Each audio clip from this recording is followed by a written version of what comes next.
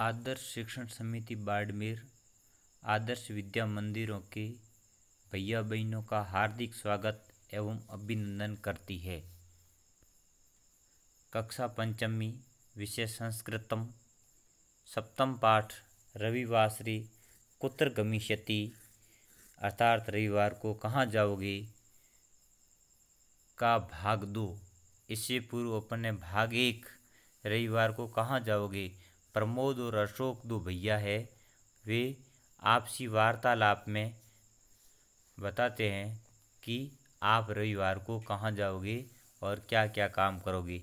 इस पाठ में कत्वा और लेप प्रत्यय का प्रयोग हुआ है करके और लिट लकार अर्थात भविष्य काल का प्रयोग हुआ है। भविष्य काल इसमें बहुत सारी धातुएं हैं जो भविष्य काल अर्थात लिट लकार में हैं। तो इससे पहले अपन ने पढ़ा, उसमें अपन ने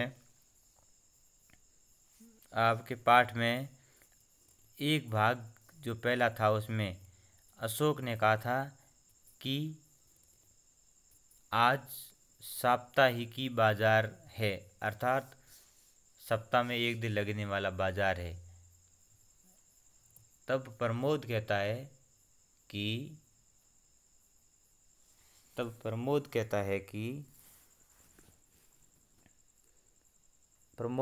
अस्तु अस्तु का ठीक है। विपणिम गत्वा किम करिष्यति बाजार जाकर क्या खरीदोगे। क्रेष्यति क्या खरीदोगे। अशोक कहता विपणिम गत्वा अर्थात बाजार जाकर। गत्वा गम धातु कत्वा प्रत्यय गम धातु में कत्वा प्रत्यय गत्वा जाकर। शाकानि करिष्यामि अर्थात सब्जी खरीदूंगा। शाकानि कृत्वा सब्जी खरीद कर। गृहम आगमिष्यामि वापस घर आऊँगा। गृहम आगत्य घर आकर। आगत्य गम धातु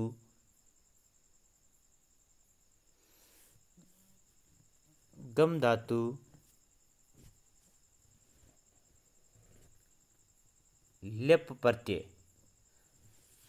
पूर्व में आपको बताया गया है कि अगर कोई धातु से पूर्व में उपसर्ग है तो लेप प्रत्यय लगेगा। तो यहाँ उपसर्ग है आ, गम धातु में लगा तो लेप प्रत्यय हुआ अर्थात गृहम आगत्य घर आकर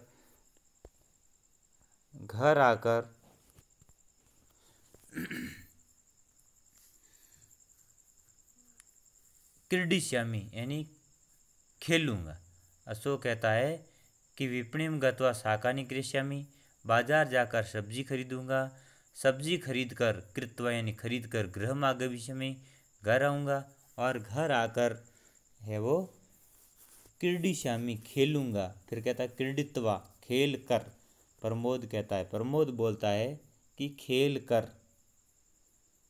क्रीडित्वा हस्तपादम प्रक्षाल्यष्यामि हाथ पांव धोऊंगा।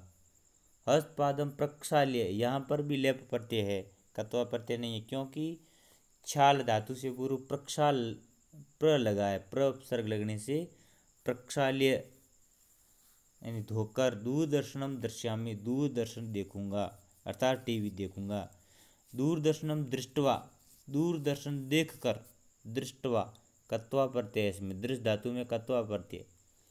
दूरदर्शन देख कर। भोजनम करिष्यामि भोजन करूंगा। प्रमोद कहता है दूरदर्शन देखकर भोजन है वो करूंगा। भोजनम कृत्वा भोजन करके फिर आगे जो है काम करेगा। अशोक बोलता है किम भो अरे क्या मम कार्याणि भवत उपहासस्य विषया खलु यानी मैंने इतने सारे ऊपर काम बताए उससे आपका है वो टाइम खराब हुआ है, शायद उपहास हुआ है आपका। तब प्रमोद कहता है नेव भो अरे नहीं मित्र कोप मास्तु। प्रमोद क्या कहता है कोप मास्तु कोई बात नहीं। विनोदार्थम तथा उक्तवान मैंने आपको आनंद के लिए पूछा था कि आप क्या क्या आज काम करेंगे, इसलिए आपको कोई इसमें है वो दोहराए नहीं। अशोक कहता भवान अत्र उपविश्य किम करोति। फिर अशोक कहता है प्रमोद से कि प्रमोद आप यहाँ बैठकर क्या करोगे, उपविश्य यानी बैठकर क्या करोगे। भवान अपि मया सह चलतु, आप भी मेरे साथ चलिए। अशोक प्रमोद से कहता है कि प्रमोद आप यहाँ बैठकर क्या करोगे, उपविश्य यानी बैठकर क्या करोगे। देखो उपविष्ट धातु और लेप प्रत्यय, यहाँ पर भी उपविश्य बैठकर क्या करोगे। भवान अपि आप भी, मया सह स के साथ में तृतीय विभक्ति आती है।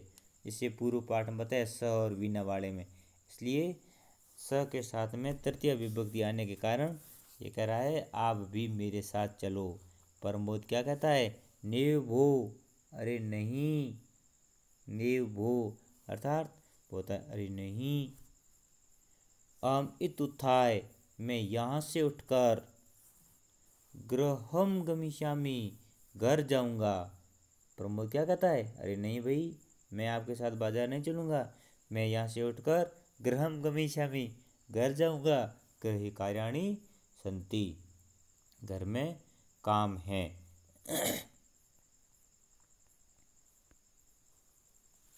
तो ये इसका है वो हिंदी अनुवाद है। आप अपनी पुस्तक, पाठ्य पुस्तक है, उसको पास में खोल कर और उसका शब्दों को पढ़ते हुए इनका हिंदी अनुवाद, पूरे 6 संतरे का पूरा हिंदी अनुवाद है इसका। आप हिंदी अनुवाद करेंगे और अपनी कॉपी में भी इसको लिखना है।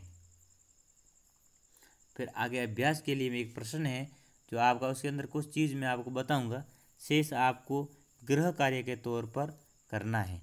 ये कह रहा है अत्र वाक्य द्वयम दत्तम अस्ति, यहाँ वाक्य दो वाक्य दिए हुए, जो उदाहरण में आपको एक बताया है उसमें 2 वाक्य दिए हुए हैं। उदाहरण देखिए, पहला वाक्य स विद्यालयम गच्छति, वह विद्यालय जाता है, वह विद्यालय जाता है। दूसरा वाक्य पाठम पठति, पाठ पढ़ता है। कितने वाक्य हुए, ध्यान करना, 2 वाक्य है। स विद्यालयम गच्छति पहला वाक्य, दूसरा है पाठम पठति, पाठ पढ़ता है, वो विद्यालय जाता है पहला वाक्य, और दूसरा वाक्य पाठ पढ़ता है।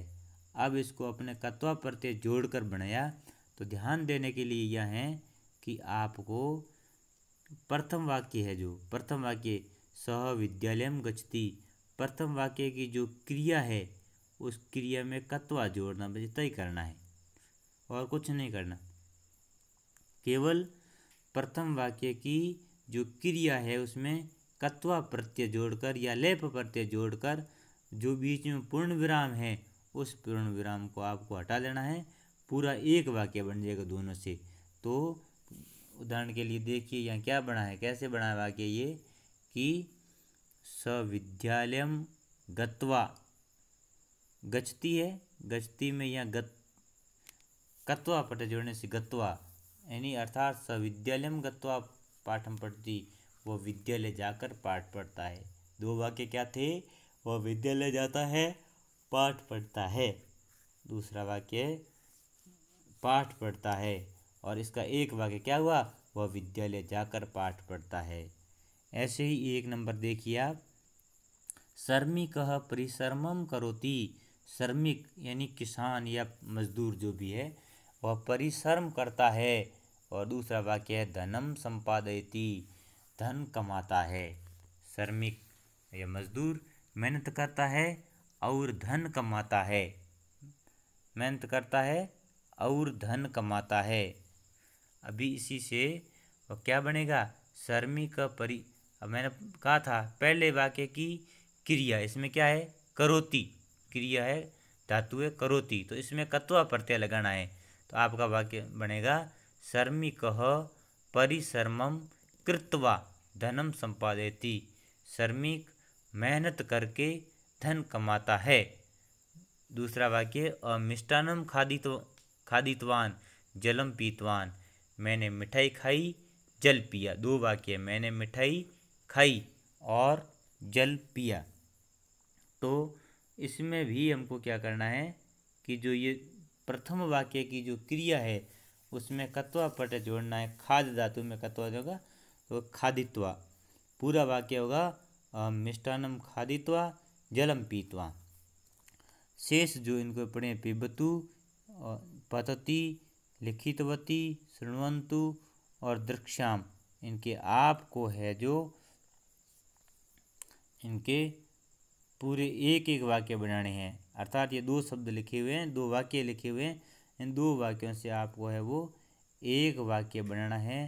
ध्यान ये करना है कि जो प्रथम वाक्य है उसकी जो क्रिया है उसमें कत्वा या लेप प्रत्यय जोड़ना है और शेष वाक्य वैसा का वैसा आपको उतार देना है। इसका आपको अभ्यास करना है और इसको अपनी कॉपी में भी फेर काम के तौर पर करना है। जय हिंद।